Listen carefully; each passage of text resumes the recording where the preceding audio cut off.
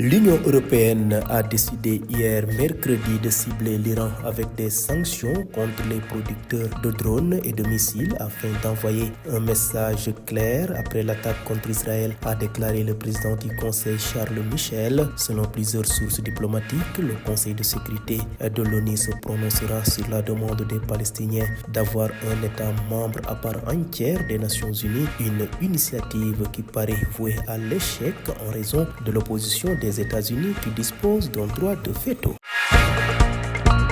Au moins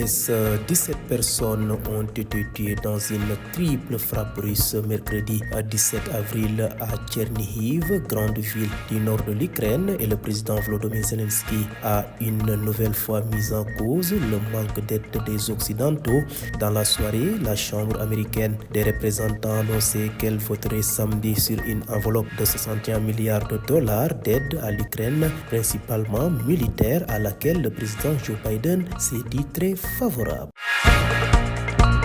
Bouclons rapide survol de l'actualité internationale dans le Haut-Karabakh où les militaires russes déployés depuis l'automne 2020 ont amorcé leur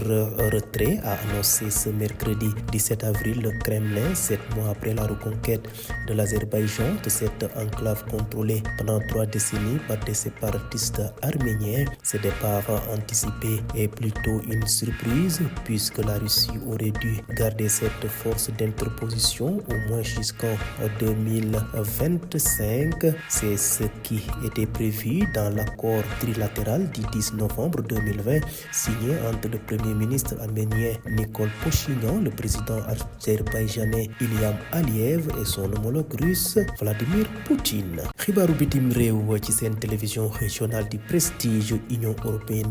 daal dina àddu démb ci alarba bi wax ne daal ñi nga xam ne ñoom ñooy defal ay drone ak ay missile dinañ tekk daan ci seen kaw. ñoom sax dañuy mel ni kuy garawaale dëkk bi nga xam ne mooy Iran ginnaaw bu mu amalee ay cong jëmale ko ci Israël ci bés yi weesu. nga xam ne ni mel mooy président du Conseil européen di Charles Michel. ay sources diplomatiques wax xam ne na ne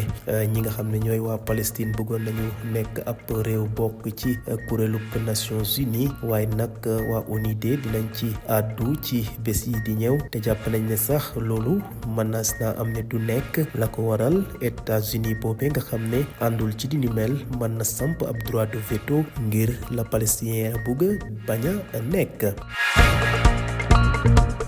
ñu dem fi nga xam ne moom mooy Ukraine. lu tolloo ko fukki nit ak juróom-ñaar daal di ñàkk seen bakkan ci bombardement yu métti yi nga xam ne soldaaru Russes yi ñoo ko amal démb ci àllarba bi yemoon ak juróom-ñaari fan ci avril ca gox bu ñuy wax Tchernihiv di ville bu mag nekk ca bëj gànnaaru Ukraine. ba tax na nag président bu réewum Ukraine di Vladimir Zelensky wax na ne de la gën a yombal ni mooy li nga xam ne occidentaux yi jàppal leen bu baax a baax. ca ngoon sa sax la chambre américaine des représentants daal di wax ne ci samedi gii di ñëw dinañu voté ab enveloppe boo xam ne dina toll ci fukk ak benn ci ay milliards de dollars jagleel ko ndimbal jëmale ci waa Ukraine. loolee de ndimbal boobee dañ koy jagleel ñi nga xam ne ñoom ñooy soldats yi ca la jëm ci wàllu ngànnaay te loolu nag Joe Biden wax nañ daal du mën a nekk la.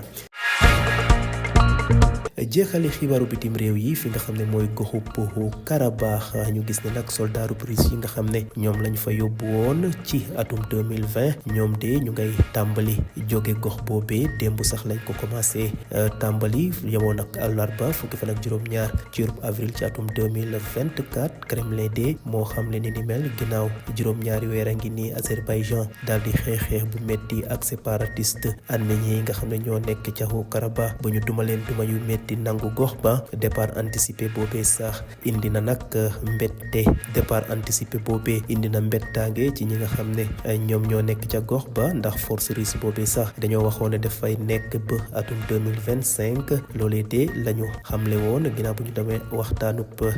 ci bésub fukki fan ci weeru novembre ci atum 2020 te kii di premier ministre bu réewum Arménie di Nikol Pashinyan signé woon ko àndoon ci président bu Azerbaïdjan di Ilham Aliyev ak naataangoom bu réewum Russie di Vladimir Poutine.